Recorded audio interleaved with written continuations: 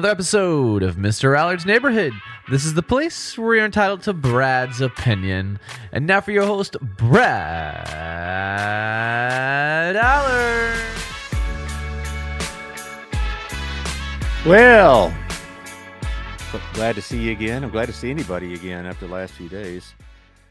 It's been lots of fun. I got sick, as some of y'all may know, if you saw my Facebook postings or anything. I started getting sick about Friday afternoon, and I'm still struggling with it a bit, but I'm willing to sit before the mic here and enlighten you on today's events and a few other commentaries and whatever else.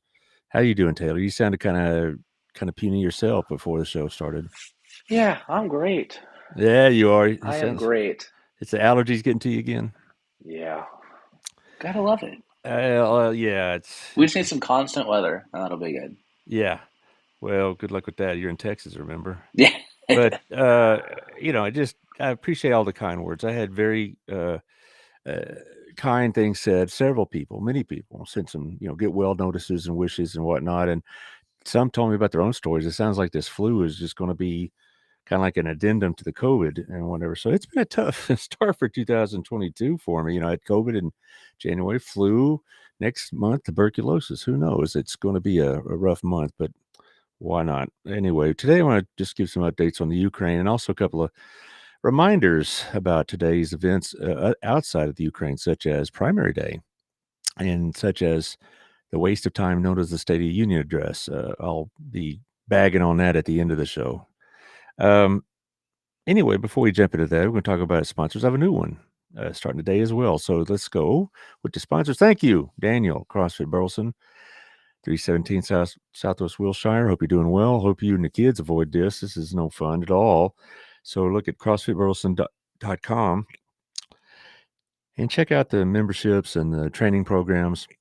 It's a real good way to get fit. It's a very strong workout program. So CrossFitBurleson.com. Also, thank you to the Stogsdill Group. Shandy Stogsdill, 817 Life has also been very helpful for us to keep up what's going on in this area. But the Stogsdill Group is turning transactions into relationships, and she has some homes to show you. And I was reading just yesterday, the average home cost in Burleson is rising. So if you're looking to move into this area, you better get hold of her pretty quickly because it's moving up the chain pretty quick. Also, thank you to Rex over at the Russell Wealth Group, myfinancialbox.com. Hit the link. See what's going on, see what's happening. You particularly in these days of Ukraine and whatever else, the market's going to be bouncing up and down. You need somebody to kind of help guide you through it. So if you're not a client, become one. Hit the myfinancialbox.com, see the link, and get to know him. Also, give me Etheridge over at Optavia. I would not recommend the weight loss plan that I just went through. I could tell you, if you want to lose weight seriously, talk to Optavia.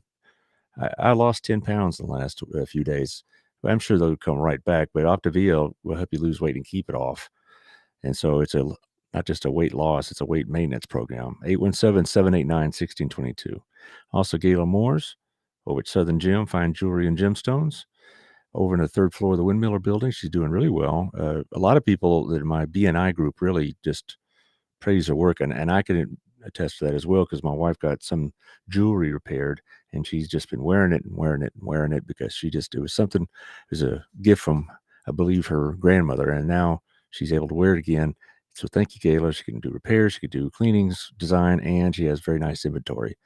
Also, our newest sponsor, HotWorks, Michelle Humphrey, HotWorks Burleson over on John Jones. It's many of y'all know this already. She's been on the show a couple of times already connected with my BNI. She's also done community events like the blood drive, but HotWorks is an infrared workout system. It's a combination yoga and other types of workouts and whatever else. She sent me some copy here, ad copy. I'm going to run through it. See, I had it all set up too. Dadgummit, I'm really bad at this. Come on, where is it? There it is. Okay. So anyway, HotWorks Burleson says you could truly move from the I want to the I can, to the I will, to the I am, to the I have come well, healthy, and fit. I'll do better as I get physically better, Michelle, I promise. But Michelle is a real go-getter. I really admire her. She's got a lot of entrepreneurial attitude and drive. And anyway, HotWorks is an infrared workout system, and a lot of people that I've become acquainted with through BNI and through Facebook here have just swear by how it works, because it's a different kind of workout. It's with infrared. It helps with joints and inflammation, things of that nature in particular. So thank you, Michelle, for joining the neighborhood. I hope you benefit from this as we have. So, and we'll be seeing you. I think we have a show lined up in about a month or so. She's pretty busy these days. So anyway, let's get on to the real deal. Just talking about updates in the Ukraine. In my opinion, and not just my opinion, I mean, the consensus is Vladimir Putin made a tremendous mistake in invading the Ukraine. He may end up succeeding in the objective and taking over the Ukraine, but he's going to fail miserably in the long run. The impact this is having on Russia is profound, and I think he vastly underestimated that. He did not expect the EU or NATO to stand up to him like they did. Now we can talk about Joe Biden and his record on this is somewhat mixed, but it's I think he felt like that the NATO would not stay unified. He saw this as a destabilizing event for NATO and basically that the EU, because of their close economic ties with Russia, which are much closer than our ties to Russia economically, that they would back down and just kind of let this pass in order to maintain the economy. What he did not count on was the EU actually standing up and showing some fortitude. And I have to admit, I didn't expect that either. The EU, I've studied it and taught a little bit of it in high school, the high school classes I taught, and it is one of the most complex, bureaucratic, politician-driven bureaucracies ever conceived by mortal man. It's very confusing, and I think he thought that these 27 countries that make up the EU would basically bail and go their own direction because of the economy, and the economic ties are so close that they didn't want to risk it. And to their credit, they have made it very clear that they're going to stand united against Putin and his invasion. They have denied him Russian airspace for their commercial airliners and for all private jets, which is good, because when I first talked about this about 10 days ago, I said, we're not going to know that they're serious until they go after the oligarchs, Putin's cronies. I was asked what an oligarch was before.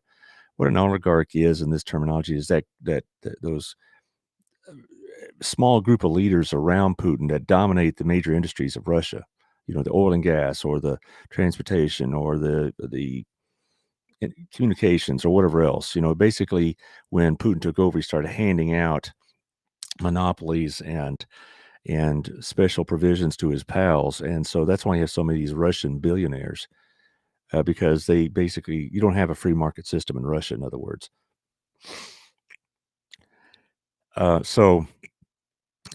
So basically, I knew they'd be serious when they started being serious against them, and they have been now. There have been freezing assets in European banks. They have been seizing assets in certain areas, like in London and other places. They have been forcing Russian oligarchs who own properties to either transfer them to other entities or to unload them. An example would be the Chelsea soccer team, which it's an English soccer team. I'm not really big on the English Premier League, but they've been owned by a Russian oligarch for about 20 years now, and he had to give it over to a group of trustees because the British basically forced him. So that tells me that they're serious when they go after them, and the sanctions aren't just being driven on the economy en masse, and they're hurting the Russian people. But the actions of the EU have been heartening. Now, let's be very clear. Yesterday, before the flu just said, no, you're not doing anything today. Yesterday, I was going to do a show about the glimmer of hope. Here's how I would assess the situation. Despite all these things I'm about to tell you that are hurting Russia, Russia's being driven by basically a dictator who is driven by his ego and his self-pride to the point of madness. And they're going to eventually, by sheer force of the weight of arms, I think will finally occupy the territory of Ukraine at a future point. Maybe not as quickly as they wanted, but just the sheer weight of it is going to probably tell on Ukraine.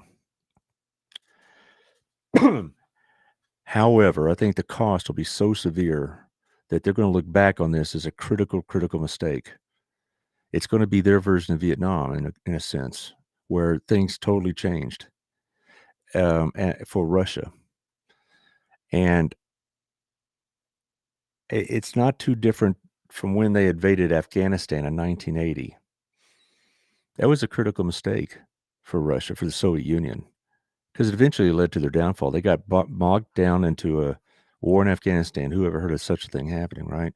They got bogged down there. And when the Russian people, after about a decade of this, began asking, hey, what's going on down there? I haven't heard from my son in 2 years. This is literally what's happened. They wouldn't report casualty reports back home, and they wouldn't notify families if their son or husband or whatever was killed in Afghanistan. And pretty soon, some of the Russian people started looking around and said, hey, I haven't heard from my husband in 2 years, or I haven't heard from my brother in 5 years. What's going on? And then they started demanding answers, and like a domino effect, it led to the fall of the Soviet Union.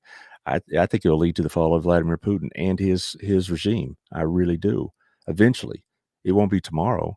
And they may end up achieving their short-term objective, but I really honestly believe that Vladimir Putin is on borrowed time, because I think as the sanctions continue to hurt Russia, and as the world opinion continues to turn against Russia, and the Russian people themselves, who from all indications are very lukewarm about this at best. In fact, there's a lot of opposition to this.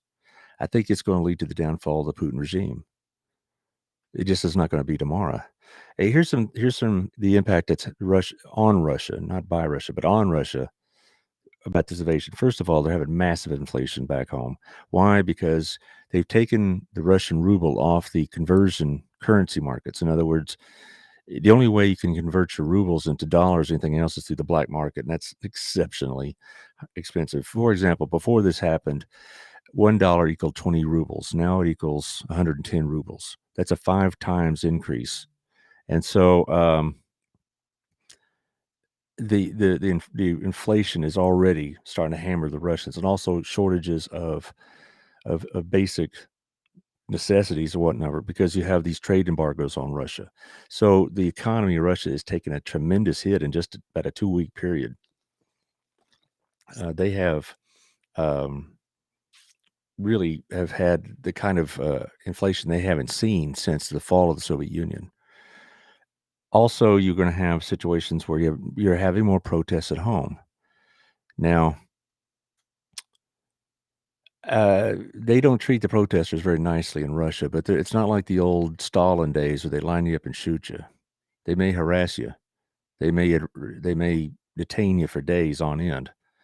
But what's happening is you have more and more Russians that are basically saying, I'm going to take that risk, and they're starting to protest the street. They've had several massive protests in Russia, in Moscow, and Leningrad, holy Toledo, what am I saying? In St. Petersburg. And this is not something that the Russians are used to, at least the Russian government. I mean, they've had fringe protest elements, but they never had these kind of mass protests. Now, they are small in number, but they're growing, and they are disrupting a lot of the city life of Moscow and others. So the protests are having somewhat effect, but really it's more affecting us outside of Russia. It's heartening, it's encouraging to see the Russian people not just basically just going along with this, grudgingly or not, that there are numerous Russians that are protesting this war. Because one thing you have to understand: the Ukraine and Russia have very close physical relationships. No crudity intended. It just they have a lot of family ties. They have a lot of friends that are Ukrainian or Russian. They spend a lot of time in each other's country. And so this is not like invading some far off country that the propaganda may be more effective. When the Russian propaganda gets out there and they try to tell them that they're denazifying the Ukraine,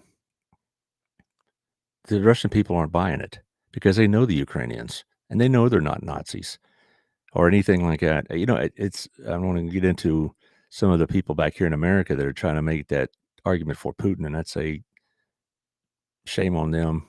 But I'm not going to. I'll wait till later to get into that. But the point is that the Russians aren't buying the propaganda because they know the Ukrainians. They do spend a lot of time there, and the Ukrainians spend a lot of time in Russia. Ukraine and Russia have a relationship maybe similar in some ways to Germany and Austria or us and Canada, where there are significant differences, but there are also a lot of commonalities as well. And so this is a harder case for them to make. Also, finally, they took action against them financially with the SWIFT sanctions. Now, what SWIFT is, I forget what the acronym stands for, but what SWIFT is, it is the clearinghouse for international transactions. For currency conversions, and when business in one country does business in another country, SWIFT is a way of facilitating that transaction much more quickly than in the olden days. And now they've been suspended from that. And so that basically means that many Russian companies can't do business with the outside world. That's a real problem. And without being able to do business with the outside world, you're limited to those that are maybe of like mind. Like they could still do business with China and Venezuela and Iran, so have at it. But the point is that they do most of their business with Europe, and they have now been suspended from that. Also, they've been suspended. I mentioned about the flights. They've also suspended about any travel, and they have also put a stop to this practice of selling citizenship, where a Russian oligarch could buy a citizenship, more or less. Particularly England is real bad about this. You could buy a British citizenship and be exempt from a lot of these exemptions. That's been put a stop to. Another thing is that finally, Germany's gotten off its collective butts and decided they're going to stand up and be somebody instead of just a patsy like they've been. Germany has been probably the least enthusiastic, the most reluctant by far of the EU countries to impose sanctions on, and a lot of it has to do with their idiotic decision to tie their energy needs to Russia. I've talked about before how stupid they were in turning off their nuclear reactors and buying Russian oil and gas instead through that Nord Stream 2 project. It just astounds me, the national suicide that they are committing. But finally, they stood up and they said they're actually going to spend on rearming themselves. They're actually going to fulfill the NATO requirement. We could bellyache about Trump a lot, but one thing Trump did do that I think was very necessary is he basically called out the NATO countries for not spending the expected amounts on defense. A lot of these countries had, and most of them, in fact, had been way, way behind on spending on national defense because they knew America would pick up the slack. And finally, Trump said, no, you're going to have to pick up your own slack. And now Germany finally is. And they're rearming for the first time in a long time. Now you say, wait, we've had experience with a rearmed Germany before. This isn't the Germany of 1930, the 1930s. This isn't the Germany of pre-World War I, so let's just not even have to go there. But they're finally going to take an active role in their own defense instead of just holding our coat while we go do the heavy lifting and then pocketing the money they're not spending on other things. And so that's going to be a good thing.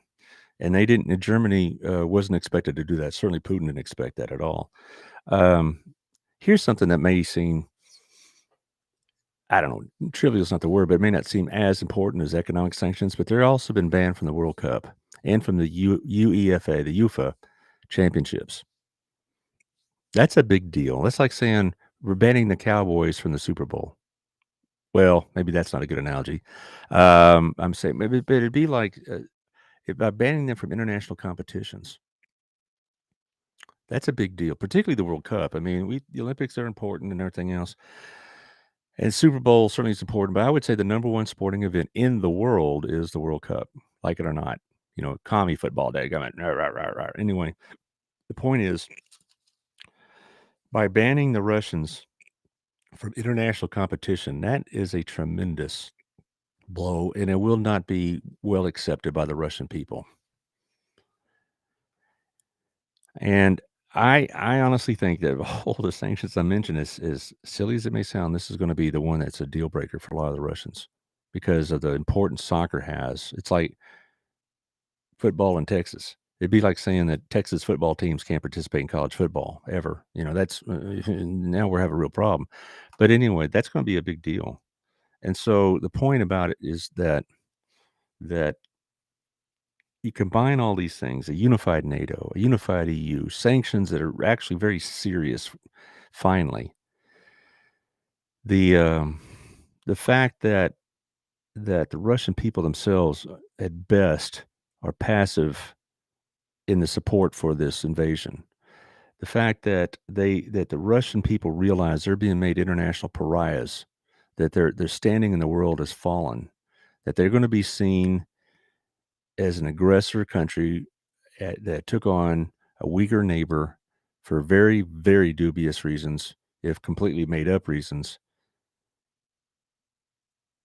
is, I think, is going to, in the long run, be the downfall of Vladimir Putin. Now, supposedly, they're going to have elections in 2024, and we know what a farce that is. But what's going to happen is, this is just a guess, but I think this is a good guess, is that they'll have the election, Putin wins, and people say, I don't know how I didn't vote for him. And they're going to say these elections are fraudulent. And they're going to have some of the protests that we've seen here, but they'll have a much more legitimate claim. And so I think what you're going to see here is, again, because of this very rash, impetuous invasion, Vladimir Putin's not going to be long for leadership.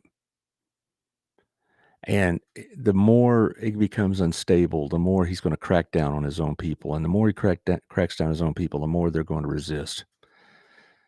And that's why I say you're going to see a great deal of turmoil in Russia for the short and near term, and for the long term as well. Hang on a minute. Now, as far as the long term, Russia will never be considered a legitimate partner in any international organization again, nor will they be considered a reliable business partner, because you never know what's going to happen now. British Petroleum and Shell have withdrawn their billions of dollars of investments in Russian oil and gas. Now, on a side note, this is the one area in which the sanctions have not hit. And a lot of criticisms come with that. There are a lot of people pushing on Biden to cut the oil and gas. We buy oil and gas from Russia. We didn't have to do that a few years ago, but now we do. And that's one of my biggest complaints about this whole thing is the sanctions haven't touched that. Now, of course, a sanction on Russian oil and gas in the short term would raise our gas prices significantly, but it may revitalize an industry that Joe Biden has tried to put down. Joe Biden's approach to the oil and gas industry has been abysmal and has been counterproductive and harmful to this economy. And so maybe this will finally be something that'll make him reconsider that. Who knows? But you'll find foreign investment in Russia to be dried up to a halt, or basically Chinese driven. And the more the Chinese invest, the more they expect to take over. And what you're going to see is you're going to see the Chinese take a more superior position to the Russians, and that's going to be a very interesting dynamic.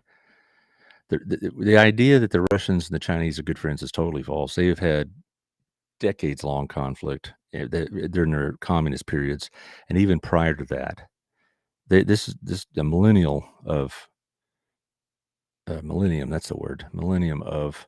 of conflict. And so the idea that the Chinese and the Russians are friends, they may shake hands, they may toast each other at the Xi and Putin and all this, but there's a great deal of conflict and I don't know, animosity even.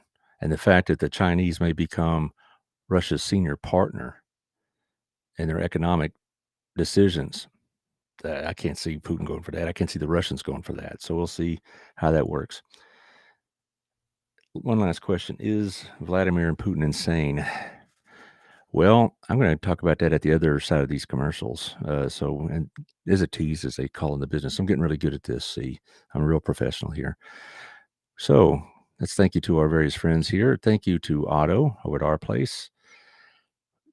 Thursday, There's my Sunday school class, men in the Sunday school class we have in the breakfast there. I am probably going to pass on this one because of my current condition, but I always like going to our place. It's a nice place. It's a good place to go. It's a relaxed place. The food is good. Otto is there to entertain and inspire. It's a good place to go on the highway in Allsbury since 1986. So go to our place, and I like the chicken fried steak. It's top quality beef, and so there you are. Also, thank you to Chris over at Cigar and Culture, over at Wild Cigar and Culture. Say it right, Wild Cigar and Culture over off the Standard off Hidden Creek, right next to Doughboy and all that. Get yourself a decent smoke, a decent drink.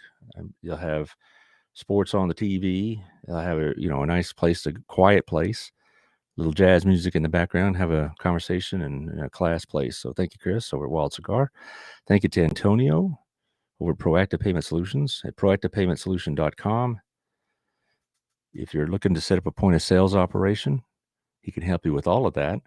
If you need a better system, you need to have a system at all, he can help you with that. And if you need something to help you save money on the transaction fees, he can help you with all those things. So call Antonio over at proactivepaymentsolution.com and you can get set up. Also, Payne Beagles over at Beagles Technology Solutions. BeaglesTech.com is the website. It's on the interwebs, as we old men say. 817-944-3572.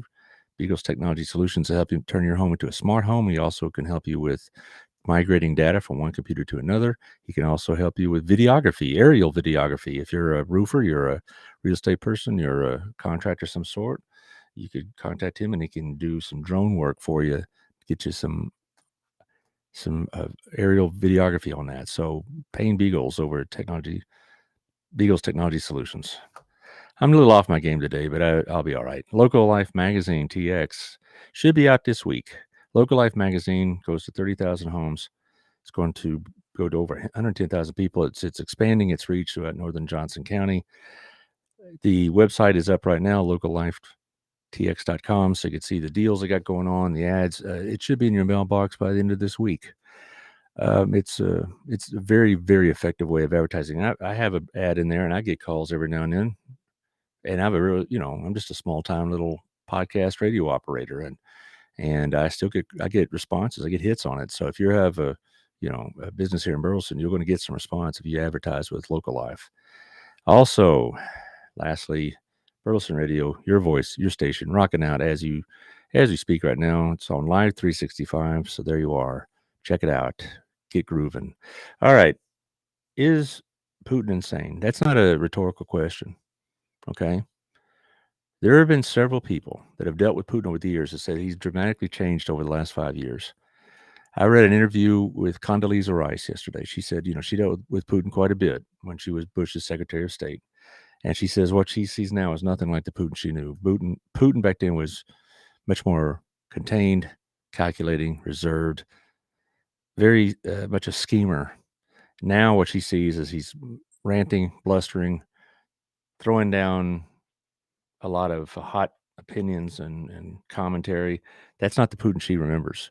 Also, like Francois Macron, the president of France, came back from a meeting with him a couple of months ago and said he's totally different than when I first met him in terms of his comportment, his composure, his ability to process things. He's a lot more paranoid, maybe is the word, but he's not the master chess player that we're thinking he is. He's a lot more irrational, and there have been several people that who are maybe more qualified than I to say that his actions are indicative of some deeper problem.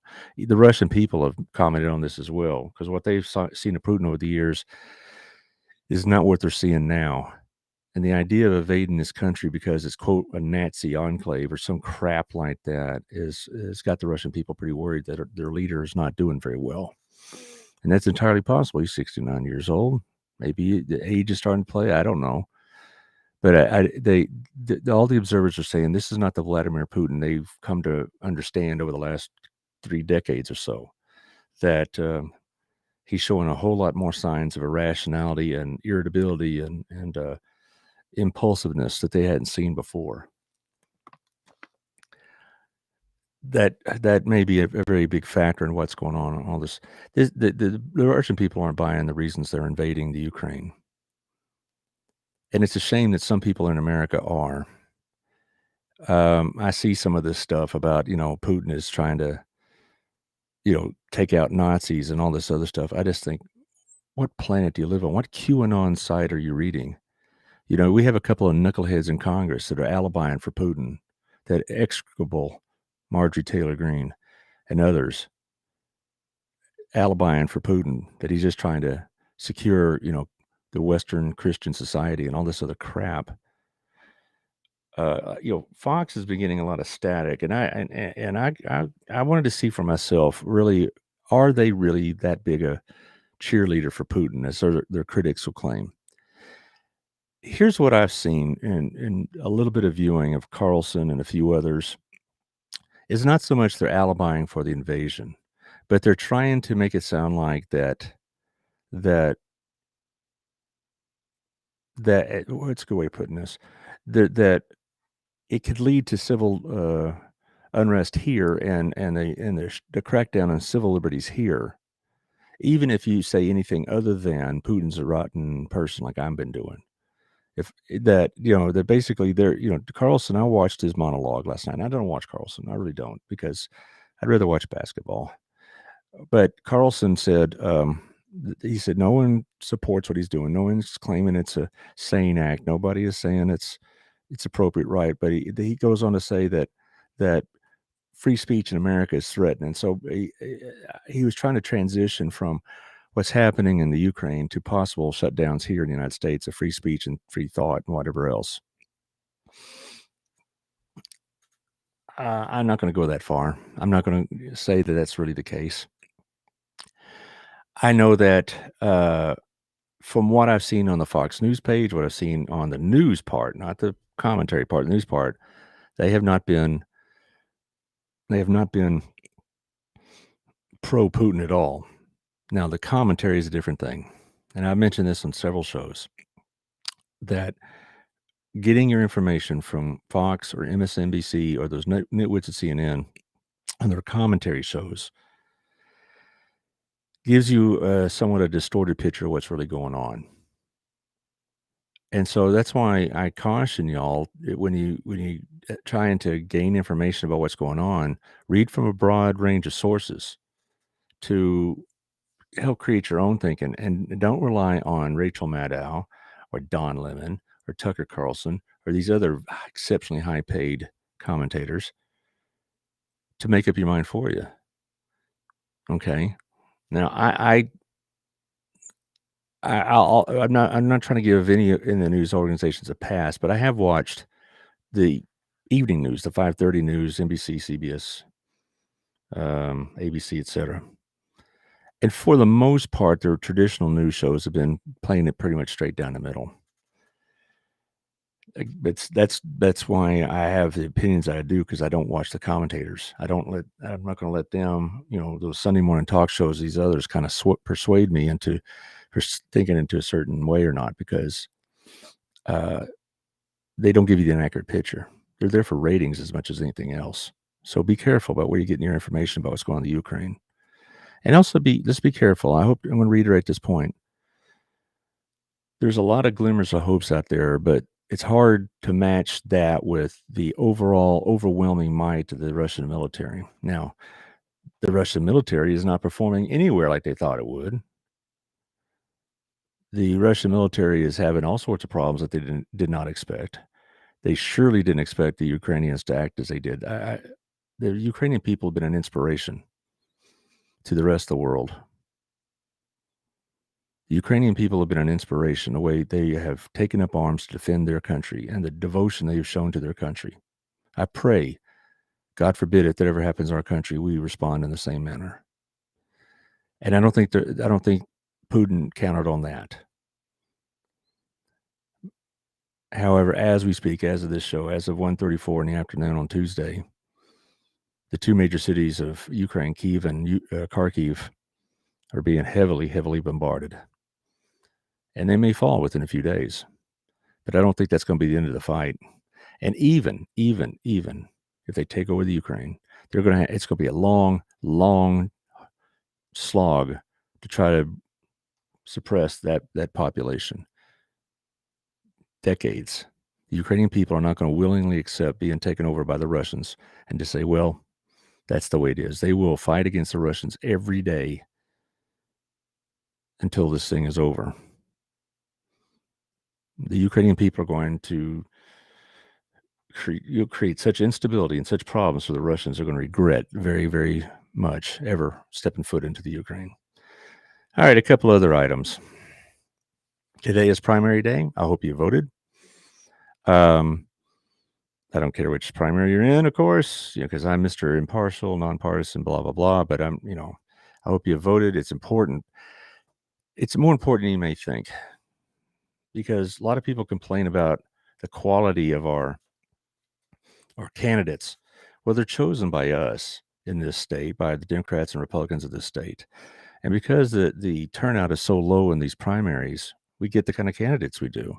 The ones that can appeal to a very small vocal faction that may be pretty radical or reactionary in their views. And that's why we get some of the candidates we do here in this state. Candidates that are either much too liberal or much too conservative for most Texans. And so I encourage you, if you haven't yet, to vote in the primary. That's what I'm going to be doing as soon as I shut down from here. I'm going to go over to Cana Baptist and go vote in the primary. Why? Because I want good candidates. That's been one of my biggest complaints. The whole primary system in this country is massively screwed up. And I don't have the time or the air left in my lungs to go over all of that. But the point is that the primary system is leading to these terrible candidates we've been choosing from the last few years because we don't participate. And we don't go choose the acceptable, electable candidates. We go and choose somebody that has either hard right or hard left views, and we end up with some of the leaders that we have. And then you couple that with the gerrymandered districts we have. It's inevitable we're going to get the kind of candidates we're going to have. So go out, cast your vote for either party. Doesn't matter. Just, because we are responsible in many ways for the quality of our candidates in this system. So go out and do that. Second of all, I got the State of the Union tonight. I, like all good Americans, will be watching college basketball. I hate the State of the Union. My students have heard this story from me for years. I hate it. It is nothing more than a poorly done pep rally. All right. I've been to a lot of pep rallies in my years, and every one of them beats the State of the Union address. It's a farce. The State of the Union address is the only constitutionally mandated communication the president must give to Congress. And for many, many years, it was done in a written form and read by a clerk. And then Wilson, that idiot, started doing it in person. And then it got on the radio with Roosevelt. And then was it Roosevelt? Actually, Hoover did it. And then it got on television with Truman. And then now it's become this farce where basically Biden will get up there today and he'll say good morning or good afternoon or whatever. Who I don't know if he'll know where he is. They'll say, how are y'all doing today? And, and the Democrats will stand to their feet, cheer and holler, and the Republicans harumph, grump, grump, grump.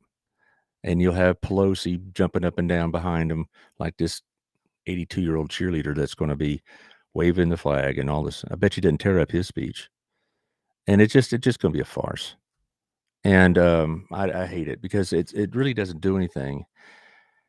And the idea, I teach this in my government classes, the idea that we're acting on a presidential agenda is totally foreign to what the Constitution's about. The president, in the legislative sense, is supposed to be maybe a partner, but not the driver.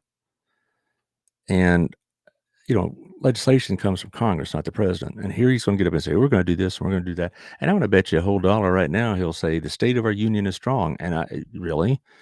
Do you really think our State of the Union is strong? The division in this country is as deep as it's ever been. And I don't think he'll address that because he'll have to admit that he's not doing the job. And then as far as, state of the economy, it's great. I've created more jobs. He didn't create a damn job. Sorry, Mom. You talk about all the jobs he's created. Well, when you start from the very bottom of the pit, like we did after the pandemic, yeah, there's going to be jobs created. And he's going to talk about that. He's going to talk about oil and gas prices. I don't think so. because it's not a good story. But if he does, we're going to talk about how they're going to be bringing them down. Who knows? And then he's going to talk about inflation. Well, it's temporary. How we're going to fix this, on and on and on. I just don't watch it because it and just to be clear, it's not because it's Joe Biden. I never saw one of Donald Trump's. I think the last time I saw a State of the Union address was Obama about 12 years ago, maybe, when he was going to introduce his Obamacare routine. I think that's the last one I watched. And then as far as the one in which, Trump's last one, where Pelosi tore up his speech, I saw the highlights of that one. I didn't watch the whole thing. Now, certainly, I'm not going to tell you what to do. You watch it if you want. I'm just saying you're not going to get much out of it. And then you're going to have the talking heads afterwards, and they're going to parse and analyze and speculate and conjecture and all this other stuff. So I guess if that's how you want to spend your evening, get after it. But I'll be watching basketball like every real American and whatnot. Okay. Thursday show may be up in the air a little bit. I was supposed to have Shandy on, but I'm still struggling through this a little bit, as you could probably tell. But we'll see what we got going on. I may be back here on Zoom, or Taylor, what's the name of this program we're using? This is called Restream. Yes. By the way, we don't have Taylor in some dungeon somewhere. You're not at your usual post, are you? I am not. Oh, well. But you still managed to make it work. The show must go Yes, on. sir. All right. Thank you, Taylor. Anyway, so let's run through the ads real quick, and I'll see you Thursday. Thank you, Daniel. CrossFit Burleson, 317 Southwest Wilshire. Check out the webpage, CrossFitBurleson.com, for the training programs and memberships. Thank you, Shandy. She has some homes to show you, and you better move quick in this market. It's really getting to be just it's still as hot as ever. Stocksdale Group, turning transactions into relationships. Thank you to Rex over at the Russell Wealth Group, myfinancialbox.com. Hit the link and get to know them, particularly in these gyrating economic times. So you want to have a professional help you through it. Thank you to Kimmy. Have a good trip at Optavia. She's going to some sort of Optavia type convention in Phoenix. And so look forward to that. 817-789-1622. Also, Gayla Moore's at Southern Gem and Fine Jewelry and Gemstones over on the top of the Windmiller building. Windmiller building on top of the third floor. She has good inventory, great inventory. I'm saying good, it's great inventory, and it has, help you clean, design, whatnot. Also, thank you to Hotworks, our newest sponsor, Michelle Humphrey. She'll help you with the infrared workout, and it's several people I know said it really has helped them with not just health maintenance, but also their inflammations and joints, and helps quite a bit. So Hotworks, thank you, Michelle, for joining the crew. Thank you to Otto, as always, at our place. Fortunately, I'll be missing you this time, but I'll be there, I'm sure, very, very soon, over on the highway in Alsbury.